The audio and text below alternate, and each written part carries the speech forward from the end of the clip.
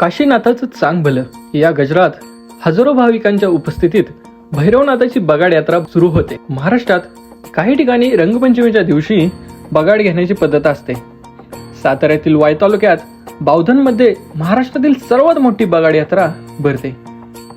होळी पौर्णिमेपासून बावधनच्या यात्रेला सुरुवात होते, तर रंगपंचमीच्या दिवशी येथे बगाड भरते। ही यात्रा अनेक अर्थाने वैशिष्ट्यपूर्ण आहे, म्हणून महाराष्ट्राच्या कानाकोपऱ्यातून लाखो लोक ही यात्रा पाहण्यासाठी येत असतात। देवाला बोलायला नवस फेडण्याची पद्धत म्हणजे बगाड। छत्रपती शिवाजी महाराजांच्या काळापासून बगाडाची परंपरा चालत आलेली आहे। याची पुरावे बावधनच्या भैरवनाथाच्या मंदिरातील सभा मंडपात असलेल्या लोखंडी खांबावर दरवर्षी ठोकलेल्या लोखंडी नालावरून ते लक्षात येते।